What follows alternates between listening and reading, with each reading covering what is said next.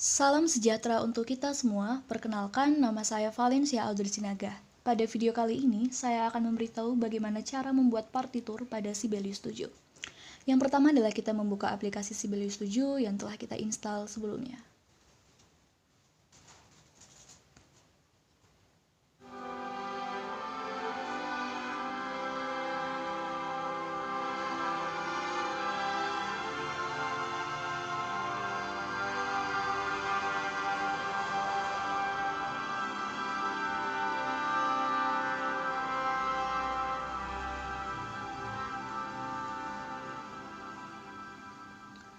Kemudian untuk membuat skor baru pada Sibelius 7 akan muncul tampilan Quick Start seperti yang kita lihat pada layar.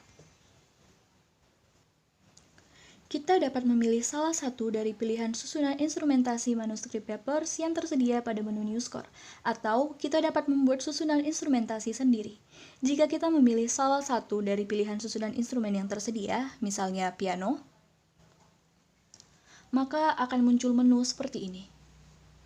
Saya mengatur page size-nya itu adalah A4 seperti pada umumnya, lalu saya membuat portrait sebagai orientasinya. Lalu untuk house style ini tidak saya ubah.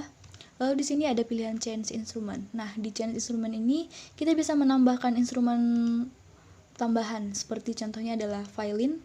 Di sini kita klik violin, lalu kita klik add to score. Di sini sudah dilihat kalau violin itu sudah ditambahkan, lalu kita klik OK. Dan kita bisa lihat di partitur ada para nada baru. Selanjutnya adalah pengaturan dari tanda sukat. Di sini saya memilih tanda sukat 4/4. Lalu selanjutnya kita memilih tanda tempo. Di sini saya memilih temponya adalah allegro. Selanjutnya adalah tanda kunci. Di sini saya memilih A major. Lalu untuk score information setup untuk judulnya saya memilih lagu Twinkle Twinkle. Lalu untuk komposer, lirisis, copyright, dan lain sebagainya ini kita bisa kosongkan. Lalu selanjutnya kita klik create. Selanjutnya, kita memasuki tahap pembuatan notasi. Di sini kita melihat tampilan ribbon, partitur, dan menu pop-up. Ribbon merupakan sekumpulan tombol perintah yang ada di bagian atas jendela Sibelius yang berisi semua fitur yang dikelompokkan berdasarkan fungsinya. Ribbon terbagi menjadi 11 tab. Tab pertama adalah tab file. File berisi perintah-perintah untuk mengimpor dan mengekspor file dalam format berbeda, mencetak, mengakses fitur-fitur khusus untuk pembelajaran, dan lain-lain. Selanjutnya adalah tab Home. Home berisi operasi dasar pengaturan skor seperti menambah atau menghapus staf instrumen, menghapus birama, serta perintah dasar untuk mengedit termasuk clipboard dan filter. Tab selanjutnya adalah Note Input. Note Input berisi perintah untuk menuliskan notasi, baik input secara step time atau flexi time, serta perintah untuk mengedit notasi, diantaranya menukar voice, dan perintah untuk membuat komposisi seperti explode atau reduce, dan pengembangan motif seperti retrograde, inversion, dan lain-lain.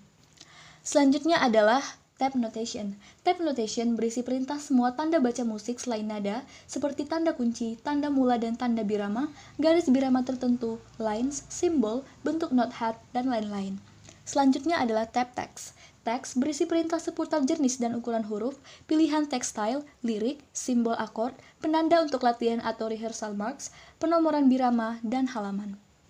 Selanjutnya adalah tab Play. Tab Play memiliki perintah untuk mengirim konfigurasi playback, kontrol transport, live tempo, live playback, dan opsi tentang bagaimana Sibelius harus memainkan tanda-tanda pada skor.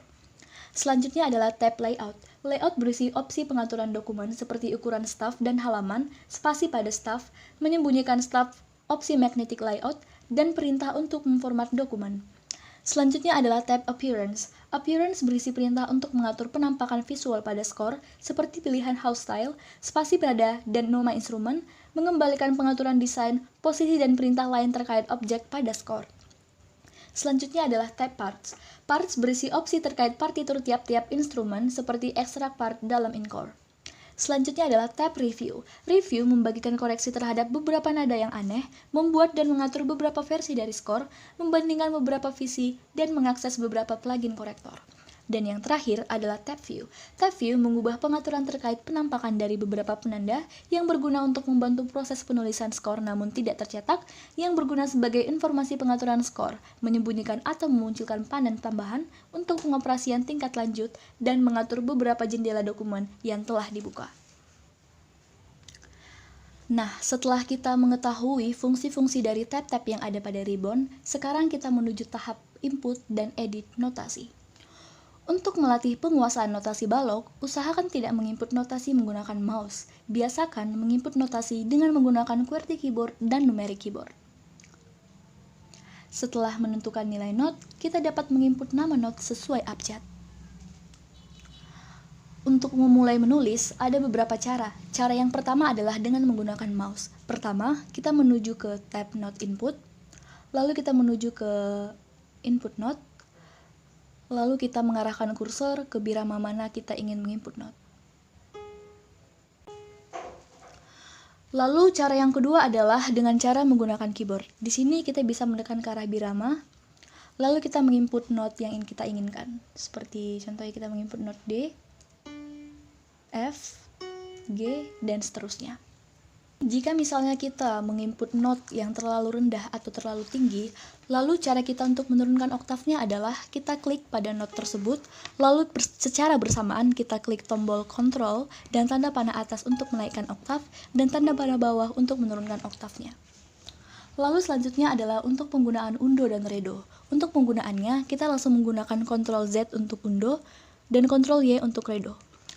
Atau kita bisa menggunakan mouse dengan menunjukkan kursor kepada menu yang berada di atas kiri, lalu tombol panah kiri untuk undo dan tombol panah kanan untuk redo. Saya sudah menambahkan notasi saya, dan ternyata banyak sekali para nada yang terbuang atau bar yang tidak terisi. Bagaimana cara kita untuk menghapus bar ini? Caranya adalah yang pertama kita klik pada bar yang ingin kita hapus, lalu kita klik shift, lalu kita klik tombol panah agar semua barnya terhapus. Lalu kita klik tanda panah ke kanan sehingga semuanya terblok sampai habis. Lalu kita klik Ctrl dan Backspace. Lalu kita klik Yes. Sehingga akhirnya birama yang terisilah yang muncul di partitur kita. Misalnya kita ingin menambah lagu lagi di bawah atau tambahan not lagi, caranya adalah kita harus menambah birama kita. Lalu bagaimana caranya? Caranya adalah kita harus mengklik pada birama yang ingin kita tambahkan. Misalnya kita ingin menambah birama di akhir, kita klik pada birama yang ingin kita tambahkan, lalu kita klik home, lalu kita klik add. Di sini ada add bar at end, lalu akan bertambah birama. Lalu cara yang kedua itu adalah menambahkan birama di tengah. Pertama kita klik pada birama tengah yang ingin kita isi, kita klik home, lalu kita klik add single bar, lalu akan bertambah. Selanjutnya ada baiknya kita memutar partitur yang sudah kita buat. Kita memutar lagunya dengan cara kita menuju ke tab play, lalu kita pilih dari mana kita ingin memutar. Saya putar dari bar pertama, lalu kita klik play from selection.